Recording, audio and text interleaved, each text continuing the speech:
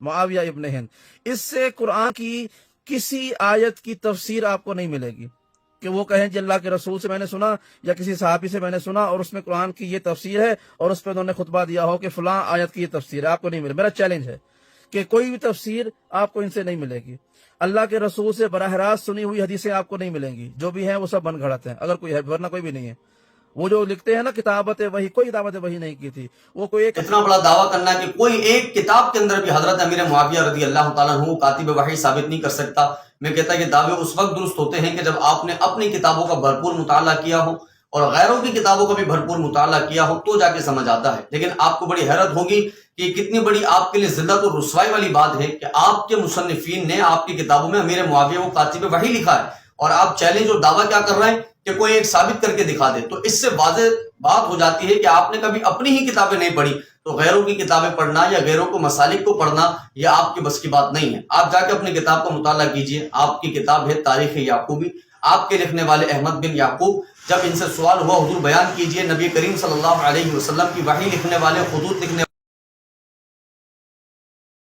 والے، تحریرات لکھنے والے کون کون تھے، تو یہ ان کی کتاب کی عبارت سامنے موجود ہے۔ سب سے پہلا نام حضرت علی بن المرتضیٰ کا لیا گیا، پھر حضرت عثمان غنی کا لیا گیا، پھر عمر ابن عاص کا لیا گیا، اور پھر معاویہ بن ابو سفیان رضی اللہ عنہم اجمعین۔ یہ عبارت بالکل واضح طور پر اس بات پر دلیل ہے کہ آپ کے مصنفین نے کاتب وحی حضرت امیر معاویہ کو تسلیم کیا ہے۔ یا تو آپ کتاب کا انکار کیجئے، مصنف کا انکار کیجئے، اور آپ اس مصنف سے اور کتاب سے لا تعلق اختیار کیے، تو سمجھ آتا ہے کہ آپ اپنے موقف میں درست ہیں۔ لیکن چونکہ جب آپ کی کتاب میں لکھا ہے کہ امیر معاویہ کاتب وحی ہے، تو اس طرح کے بڑے کھوکھلے دعوے کرنا یقینی طور پر یہ سوائے رسوائی اور ذلت کے اور کچھ نہیں ہے۔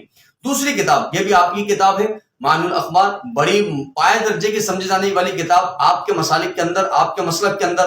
معانی الاخبار کا جو ترجمہ ہے، ترجمہ کرنے والے آپ کے ہیں، اور اس ترجمے کو شائع کرنے والے آپ کے ہیں، اور اس کتاب کو تسلیم کرنے والے یہ آپ کے لوگ ہیں۔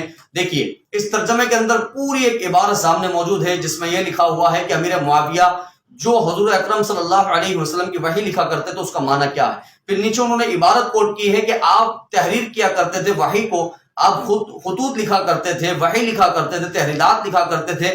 یہ پوری ایک عبارت موجود ہے جو کہ آپ کی کتاب کی عبارت ہے معانی الاخبار۔